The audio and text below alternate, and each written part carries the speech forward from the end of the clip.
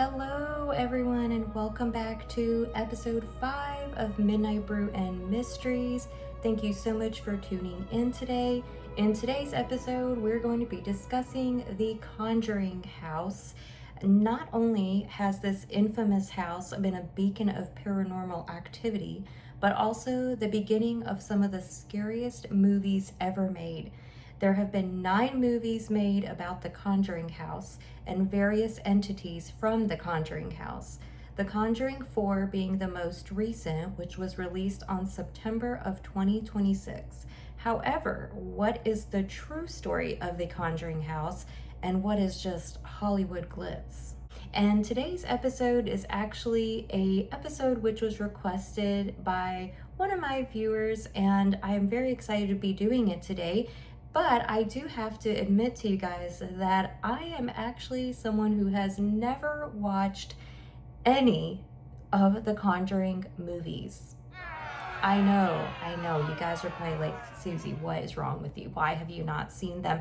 I've literally never watched any of them. I've never watched any of the Annabelle movies or the Nun movies.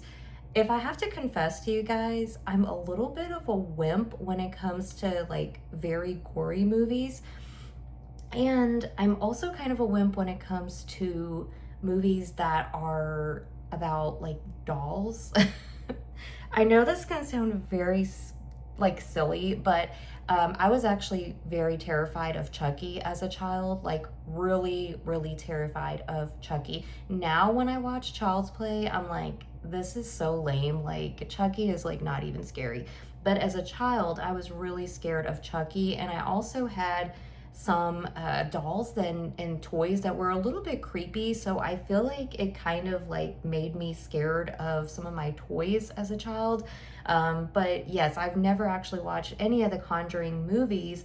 What I was more interested in was actually kind of reading the history about the Conjuring House, or the Harrisville house as it's actually known, and also about Ed and Lorraine Warren, who were the paranormal, I guess, investigators who came to investigate the spirit which was said to be haunting this house, and also various other homes. I know that in the second Conjuring movie, I believe it was set in England, and then I think the most recent one, I'm not sure where that one was set, but I know one was the one in Rhode Island, which is the original Conjuring House that we're going to be mostly talking about today. The second one was in, I believe, England, and then I'm not sure if it was the third or fourth that was set in Pennsylvania, but I know one of them was also in Pennsylvania, Pittston or something like that. So yes, I did do some research for like the last 2 days about the Conjuring movies, the houses. I'm going to be sharing with you guys today some of my thoughts about whether I do or don't believe that this is real. And just kind of let you guys know how I feel about them, and that way you can kind of judge for yourself if you feel like this is just Hollywood glam or if this is a true haunting that really happened. I'll kind of give you guys the backstory of it so you can make an educated decision. But I know the Conjuring movies are very popular. A lot of people really enjoy them. They like watching them. They think they're scary. I personally have never actually watched them, though I am a big fan of Vera Farmiga, who is the main character of Lorraine Warren in the movies. I absolutely love her. She was so good in Bates Motel. Absolutely loved her there. She's just a great actress, period. I love her in anything. No idea what you're talking about.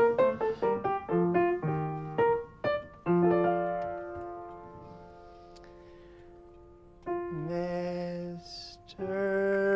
Sandman, bring me a dream. Make her the cutest that I've ever seen. Give her 2 lips like roses and clover. Then tell her that her lonesome nights are over. So yes, I've told you guys that I've never actually watched any of the Conjuring movies, but I've always wanted to know more about the true story behind the original Conjuring House And that is kind of what we're going to be talking about today. So, first off, for those of you who may or may not have watched the Conjuring movies, I wanted to share with you guys the plot of the very first Conjuring movie. At least kind of a summarized plot of it, just so that you guys are kind of familiar, because there might be other people out there who also have not watched the movie. So in 1968, renowned demonologist Ed and Lorraine Warren investigate the Annabelle case, which, if you guys know, Annabelle is the demonic possessed doll that actually travels around the country. Want to have nothing to do with it. I personally never want to have to see it in person. I hope I never do see it in person. Kind of terrifies the crap out of me, and I honestly don't even like Raggedy Ann dolls. I think they're creepy. So I want to have nothing to do with it. Anyways, Annabelle, the friends Debbie and Camila have a possessed doll. So they allow a spirit who claimed to be a 7-year-old girl named Annabelle Higgins to possess the doll, and the hauntings became increasingly disturbing. The Warrens explained that the doll was never possessed. It was only a conduit for a demonic spirit whose goal was to possess one of the friends. 3 years later, in 1971, Roger and Carol Perrin move into a farmhouse in Harrisville, Rhode Island, with their 5 daughters, Andrea, Nancy, Christine, Cindy, and April. Their dog, Sadie, refuses to enter the house. That should have been their warning. They should have never went inside. If the dog don't want to go inside, they don't need to go inside. Carolyn contacts the Warrens, who conduct an initial investigation during which Lorraine, a clairvoyant, sees that a dark entity has latched onto the family so that even leaving the house will not set them free. To gather evidence, they place cameras, bells around the house with the help of their assistant Drew Thomas and a police officer, Brad Hamilton. Research reveals that the house once belonged to accused witch and Satanist named Bathsheba Sherman, a relative of Marytown Eastie, who sacrificed her week-old baby to the devil and killed herself in 1863 at 3:07 in the morning after cursing all who take her land. There have since been reports of numerous murders and suicides through the years in the house that were built on the land. Bathsheba completely possesses Carolyn. In the cellar, Lorraine sees the spirit of a woman whom Bathsheba had possessed long ago and forced to kill her child, realizing she will force Carolyn to do the same. The Warrens conclude they have sufficient evidence to receive authorization from the Catholic Church to perform an exorcism. But Father Gordon explains that approval would have to come directly from the Vatican because the Perrin family are not members of the church. The Warrens' daughter Judy is attacked by Bathsheba as a warning to the Warrens. The Perrin family takes refuge at a motel, but Carolyn, possessed, takes Christine and April back to the house to kill them. Running out of time, Ed, Lorraine, and Brad tie Carolyn to a chair, and Ed attempts the exorcism himself. Bad idea. Carolyn escapes and attempts to kill April. Lorraine is able to call her by reminding her of a family memory, allowing Ed to complete the exorcism and condemn Bathsheba back to hell. Returning home, Ed adds the haunted music box from the Perrin home to their room of cursed artifacts that they have collected from past cases. All that sounds like a very fantastical, super great horror movie, Hollywood style and everything.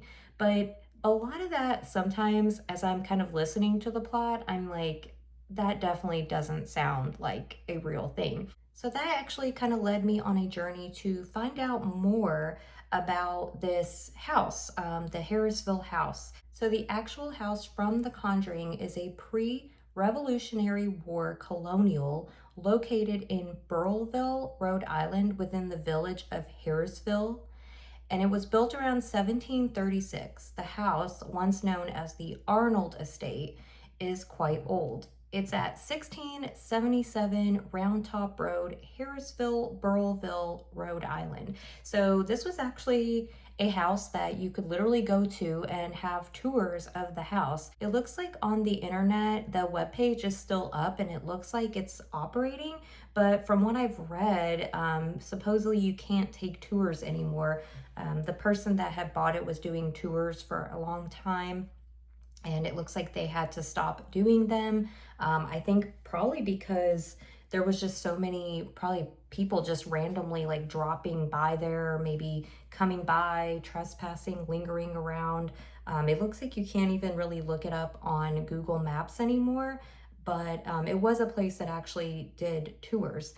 The legend, often breathlessly repeated on ghost tours and paranormal websites, claims the town's Black Book of Burrillville details a gruesome history of the property. There was 2 hanging suicides, a poison suicide, 2 drownings, 4 men who froze to death on the land, and the rape and murder of an 11-year-old girl named Prudence Arnold. In the winter of 1970, Roger and Carolyn Perrin and their 5 daughters moved into the home, and almost immediately things just started to go really badly. Carolyn noticed the broom would go missing, or she'd sweep up a pile of dirt only to find it had reappeared in the middle of the clean floor. The girls reported seeing apparitions like a little boy named Oliver Richardson and other more sinister spirits. Beds would shake, usually at 5:15 a.m., and a smell of rotting flesh would permeate the house. So the owners, the parents, actually claim to have encountered these kind of malevolent spirits, these hauntings, these apparitions, these sinister spirits that would shake the bed, wake them up at night, and a smell of rotting flesh. Ugh. Objects moving on their own. Andrea Perrin, the eldest daughter, described the house as a portal cleverly disguised as a farmhouse. Her younger sister, Cindy, was considered a conduit who once heard whispers of 7 dead soldiers buried in the wall. For nearly a decade, the Perrin family lived with what they described as a host of spirits, both good and bad. The supposed demonic entity of the film, Bathsheba Sherman, is the one that is said to be causing all this ruckus in the house. And according to the legend popularized by the Warrens in the movie, Bathsheba was a 19th century Satanist who sacrificed her infant to the devil, declared her love for Lucifer, and hanged herself from a tree on the property, cursing all who would live there. Was Bathsheba real? Well, she was a real person, and in fact, she has a real grave. Bathsheba was a local woman who married Judson Sherman and had a son, Herbert, who grew up to be a farmer. There's actually 0 historical evidence that she was ever accused of witchcraft or of murdering a child. The telltale of an infant dying in her care from a sewing needle to the skull is a sensational fabrication. Most importantly, historical records suggest Bathsheba Sherman never even lived at the Harrisville farmhouse. So, poor Bathsheba, she is the one they're just blaming everything on, saying that she is the one possessing people, she's killing babies, hanging herself off trees. In all reality, she was just a local woman who had a son and was married to someone named Judson Sherman. She actually never even lived in the house, and she has a real grave that you can actually look up.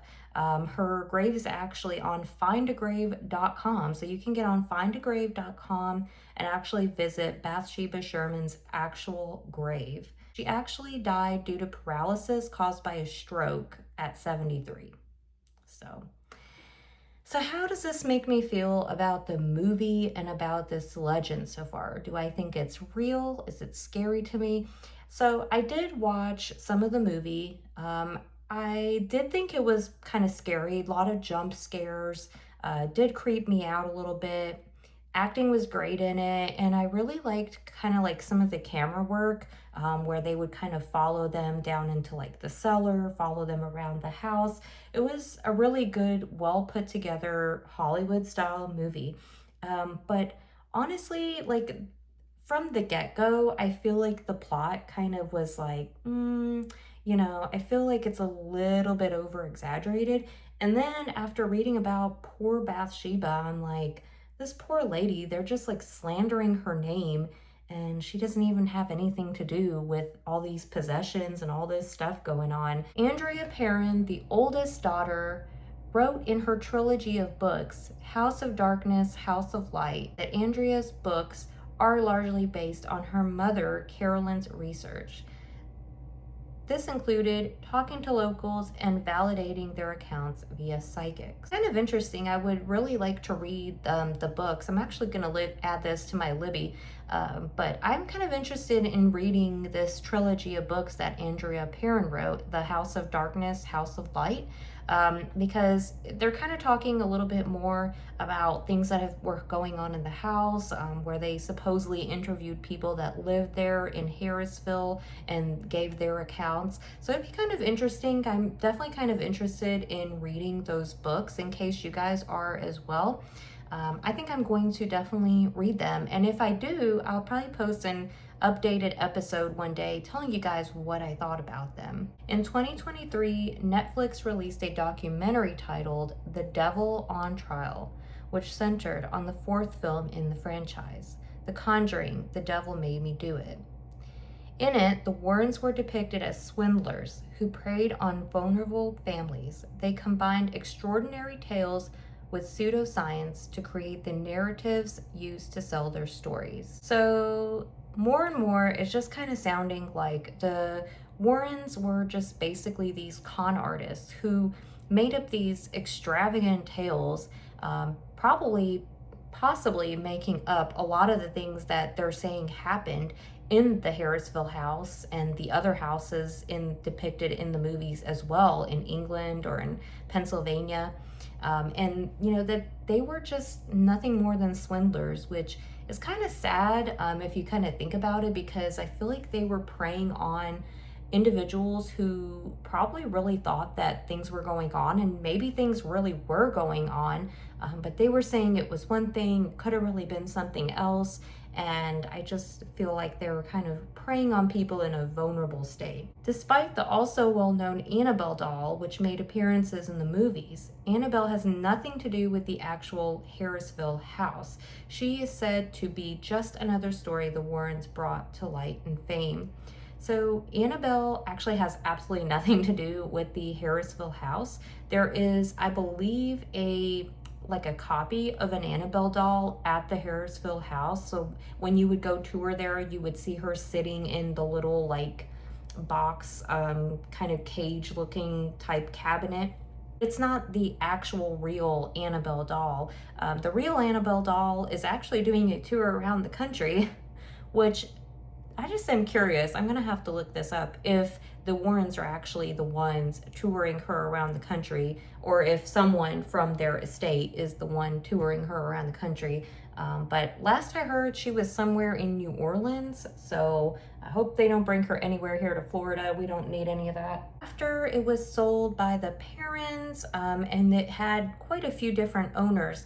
One of them was someone with the last name of Nunez. I believe it was a lady. And she purchased the lot at 1677 Brown Top Road for $1.5 million in 2022. It was situated in a residential neighborhood in Harrisville, and the house had become an international tourist attraction in the recent years, with thousands flocking to Burrillville for tours and overnight stays. The town's newly booming ghost tourism industry came to a halt, however, because a slew of legal and other troubles for the owner occurred in 2024. Last October, Nunez signed an agreement noting intent to sell the property to Jason Hawes, the star of Sci-Fi's Ghost Hunters, for $1.3 million. My thoughts on this is, I feel like this is all one big fantastical Hollywood success story. That's how I feel about it. I feel like Ed and Lorraine Warren, I feel like they were con artists who preyed upon people who were already in a frightened state. There could very well be, hauntings and spirits in this house. It's an old house. I mean, The house is very, very old. In the cellar, there doesn't seem to be much down there with the exception of this table that's kind of down there in the middle of the room. Very creepy looking. Definitely looks like a type of place you would do a seance or something like that. I feel like the house probably is haunted in real life. Probably not haunted by Bathsheba, who is just a poor local woman that they just decided to frame for all these crazy possessions and things. Um, I feel like Ed and Lorraine Warren were just very persuasive people. Um, they were good con artists. So, what do you guys think about it? Do you feel like Ed and Lorraine Warren are real paranormal investigators who really heard things, saw things, experienced things? Or do you feel like this is all just a fantastical story?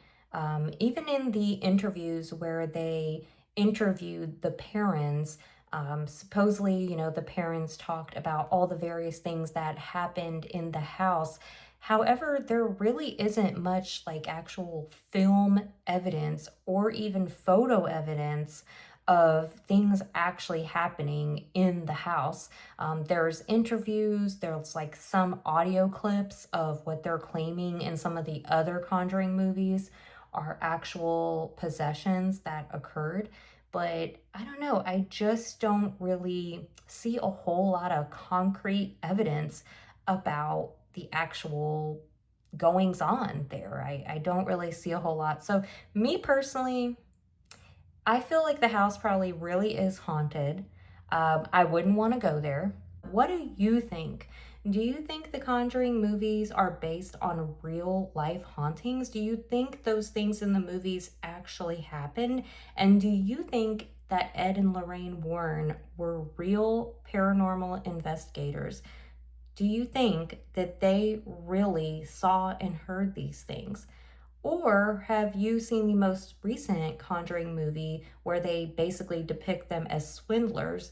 Do you agree with that viewpoint and that they were just really good con artists? Let me know what you guys think in the comments. I would love to read some of the comments and I'd like to share them in my next podcast episode. Hope that you'll give my podcast a rating if you haven't already. And if you're watching this on YouTube, please feel free to leave comments on there as well. I do check my comments on the YouTube channel as well. Subscribe to my podcast if you haven't already. And I will see you guys in my next episode of Midnight Brew and Mysteries. And I hope that you guys take care.